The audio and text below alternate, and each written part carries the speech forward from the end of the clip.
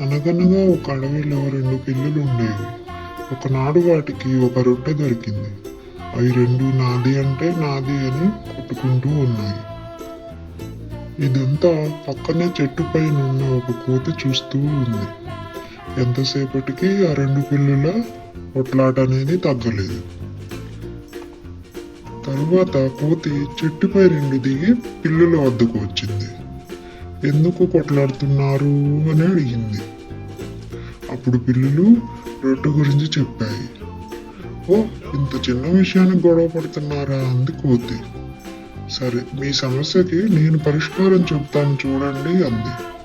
వెంటనే ఆ మాట విన్న పిల్లులు సరే అన్నాయి. కోతి వెంటనే ఆ రొట్టెను చెరుసగం పంచుకోండి, కావాలంటే నేనే మీకు పంచిస్తాను అంది. అలాగే కోతి మాట నమ్మిన పిల్లులు సరే నువ్వే పంచి ఇవ్వు అన్నాయి.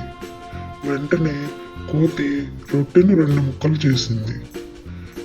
అయ్యో, ఒక ముక్క పెద్దగా ఉంది, ఒక ముక్క చిన్నగా ఉంది, మళ్ళీ మీరు కొట్టుకుంటారు అని చెప్పి ఒక పెద్ద ముక్కను కొంచెం కొరికి తినింది.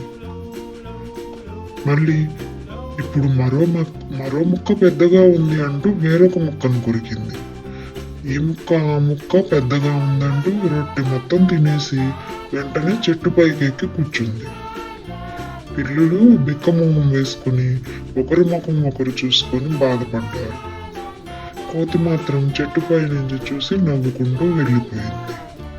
ఆ రెండు పిల్లులు బాధపడుతూ అయ్యో, దొరికిన ఆహారాన్ని చేతులారా పోగొట్టుకున్నామే అనుకున్నాయి.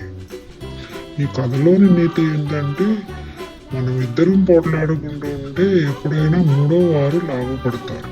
దొరికిన దానితో సంతృప్తి చెందాలి, దానిని మనం పంచుకొని హ్యాపీగా ఉండాలి.